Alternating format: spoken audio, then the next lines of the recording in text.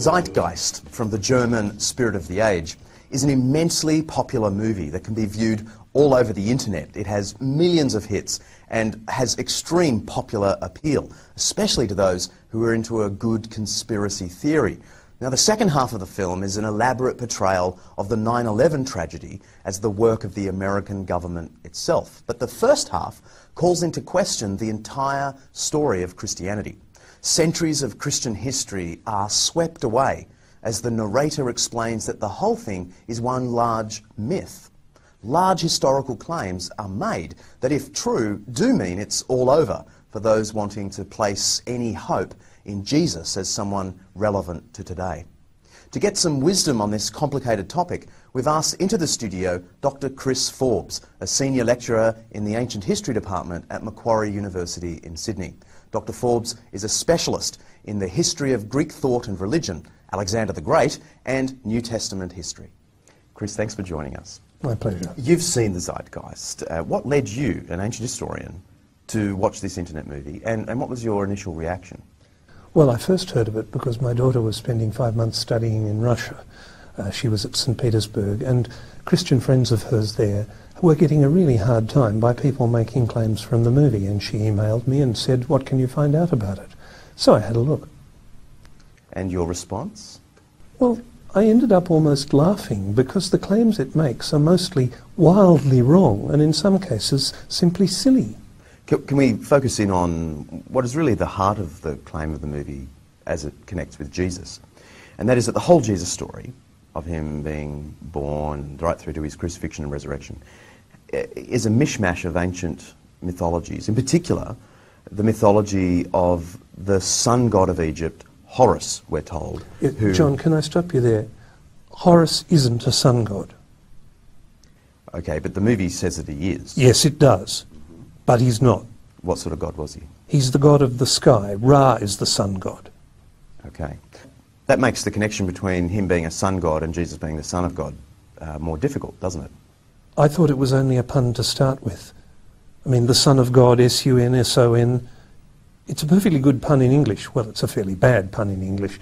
But it doesn't work in Egyptian, and it doesn't work in Greek, and it doesn't work in Latin. It's just a pun. So leaving all that aside, yeah. The claims about this particular sky god then, Horus, are that he was born on December 25th, he was adored by 3 kings, he grew up, he had 12 disciples, he was crucified, and then he was resurrected. Well, that sounds like the Jesus story. It does, because that's what it is. But it's not the Horus story. Oh, by the way, you left out born of a virgin. Born of a virgin, indeed. Yes, except that his mother Isis wasn't a virgin. And there's no suggestion in the Egyptian sources that she was. This whole list of parallels are true of Jesus, aren't actually true of Horus at all. The ancient sources don't mention these details? It's pretty unlikely that the ancient Egyptians would say that Horus was born on December the 25th, because December is a Latin month and their calendar is completely different. Was Horus crucified and raised from the dead? No, Horus wasn't crucified. Horus wasn't killed at all. Osiris was killed, betrayed and killed by his brother Set, who then cut up his body into very small pieces and had them scattered all over Egypt so they couldn't be patched back together and resuscitated. And the rest of the myth of Osiris is about Isis gathering the pieces of his body, binding them up with bandages so that he can become the first mummy and therefore be resuscitated. But all of that happens not in historical time. That all happens in the Egyptian equivalent of the dream time, in mythological time. I guess the punchline of the Zeitgeist movie, as it connects with Jesus, is that because the Jesus story is just a mythical construct, which you're saying it isn't, the movie is saying he didn't exist. He's not a historical figure. Does that have currency in serious historical research today? No, there's no serious question for historians that Jesus actually lived. There's real issues about whether he is really the way the Bible described him. There's real issues about particular incidents in his life. But no serious ancient historian doubts that Jesus was a real person, really living in Galilee in the 1st century. The movie, in its list of references, if you get the transcript, some characters pop up, some scholars pop up, and it gives this sense that it is an authoritative movie, like Gerald Macy, G.A. Wells. Gerald Macy. English poet and amateur Egyptologist. Not an expert, not an academic, not actually an historian at all. G.A. Wells, an academic, yes. Professor of German literature. Writer of popular books, trying to claim that Jesus is a myth. But he's not a historian. Did you find any serious historical work in the list of references? Not a single one. What I found is a whole list of books claiming to be written by experts, quoting other people claiming to be experts, quoting actually none of the ancient evidence at all. And yet a lot of people have been enamoured with this movie or deeply troubled by it. What is your advice to them? Can I be awfully blunt?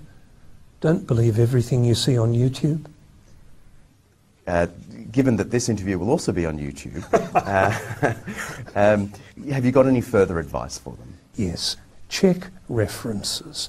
Go looking for ancient evidence. If somebody claims something about Horus or Mithras or Dionysus, if they're only quoting another modern author, or in the case of Massey, someone writing in the 19th century, that's not good enough. What historians want to know is not do you quote historians, they want to know can you quote ancient evidence. And there's simply no ancient evidence that Horus or Mithras or Dionysus was born on the 25th of December, born of a virgin, crucified. The ancient stories simply don't say that about them. So the parallels with Jesus just collapse.